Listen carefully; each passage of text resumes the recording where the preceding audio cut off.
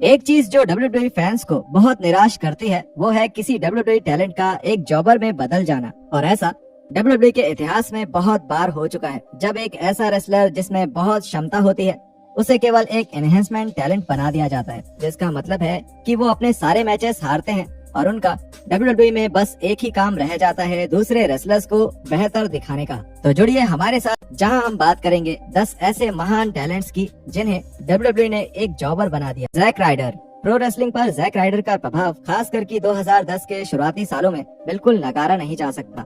Rider ने अपना खुद का YouTube शो बनाकर खुद को फेमस किया था और उस समय ऐसा कंटेंट बहुत कम था, जिसका मतलब ये था कि राइडर ने दूसरे रेसलर्स के लिए भी फेम और पैसे का एक नया रास्ता खोज निकाला था। हालांकि ऑनलाइन की दुनिया में राइडर काफी मशहूर थे और धीरे धीरे ये असर टीवी पर भी दिख रहा था। WWE अभी भी राइडर को कोई अहम किरदार नहीं देना चाह रही थी।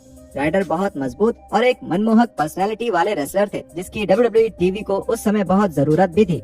राइडर को अपने 10 साल के करियर में कुछ छोटे मोटे पुशेस मिलते रहे, जिसमें 2011 का यूएस टाइटल और रेसलमेनिया 32 में एक आईसी चैंपियनशिप की जीत भी शामिल थी। लेकिन ये बहुत कम समय के लिए था। जब ये टाइटल उनसे वापस ले लिए जाते थे तब राइडर को फिर से कार्ड में नीचे कर दिया जाता था और नए टैलेंट को अच्छा दिखाने में लगा दिया जाता था, जैसा भी WWE चाहती थी।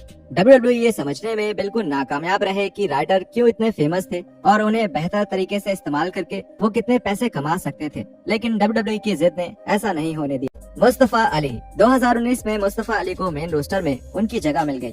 उन्हें स्मैकडाउन के मेन इवेंट में शामिल किया गया और अली की बेहतरीन इन रिंग कला और साइड कैरेक्टर्स जैसे डैनियल ब्रायन और समोआ जो के बदौलत उन्हें दुनिया भर के फैंस का प्यार मिला। दुख की बात थी कि एक चोट ने अली की इस सफलता को रोक दिया और एक समय पर ऐसी अफवाह भी थी कि रेसलमेनिया 35 में डैनियल ब्रायन के साथ उनका एक WWE टाइटल मैच होना था, लेकिन इस चोट की वजह से सभी योजनाएं रद्द हो गयी। जब ठीक होकर अली वापस आए तो ये साफ था कि WWE को अभी भी अली के लिए कुछ अच्छी चीजें दिख रही थी और एक ऐसी अफवाह थी कि वो money in the bank ladder match भी जीतने वाले थे, लेकिन WWE ने अंत में ब्रॉक लेसनर को चुना। लेकिन इसके बाद चीजें बदलने लगी। ऐसा लगा जैसे WWE ने रातों रात ये फैसला कर लिया था कि अली अब एक जॉबर के तौर पर काम करेंगे।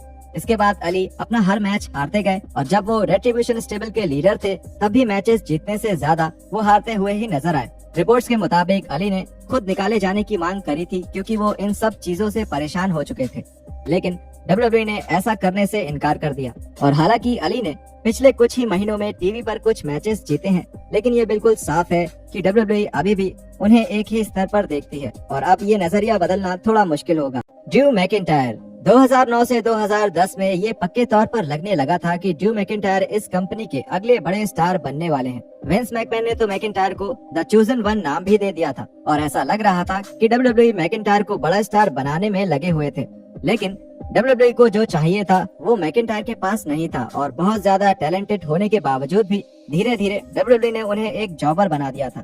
उन्होंने 3MB में उनकी जोड़ी हीथ स्लेटर और जिंदर महल के साथ बनाई और उन्हें एक कॉमेडिक जॉबर की तरह दिखाया गया।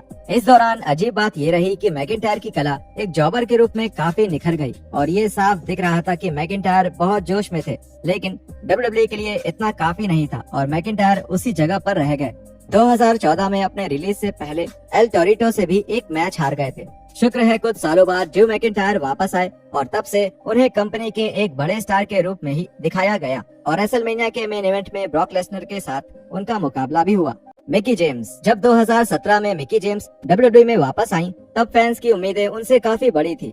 मिकी एक लेजेंड थी और अभी भी महिला रेसलर्स में से किसी के साथ भी मैच कर सकती थी, लेकिन उनकी वापसी से कुछ ही हफ्तों में ये साफ हो चुका था कि उनको बस नए फीमेल टैलेंट्स को बेहतर दिखाने के लिए वापस लाया गया है। ये बहुत निराशाजनक था। कुछ समय बाद फैंस ने परवाह करनी ही बंद कर दी। अब ऐसे लेजेंड का समर्थन क्या ही करना जब 99% तय होता है कि वो हारने ही वाली है। WWE ने मिकी की वापसी के साथ एक बड़ा अन्याय किया और अब बस यही उम्मीद है कि अगर मिकी कभी और वापस आना चाहें तो उनके साथ ऐसा बर्ताव किया जाए जिसकी वो हकदार हैं, न कि एक जॉबर जैसा। Dolph Ziggler. एक बार वर्ल्ड चैंपियन रह चुके डॉल्फ जिगलर के करियर का उतार चढ़ाव WWE में सबसे अजीब रहा है। उनको कई बार WWE की तरफ से साथ मिला है पर वो कभी लंबे समय के लिए नहीं रहा है और जब ऐसा होता है तब जिगलर कार्ड में एकदम से सबसे नीचे आ जाते हैं और फिर अपना हर मैच हारने लगते हैं। ये अजीब है क्योंकि जब WWE को किसी बड़े झगड़े के लिए जिगलर की जरूरत होती है तब वो सभी मैचेस जीतने लगते हैं और ऐसा अक्सर तब होता है जब एक नए टैलेंट को उभारना हो।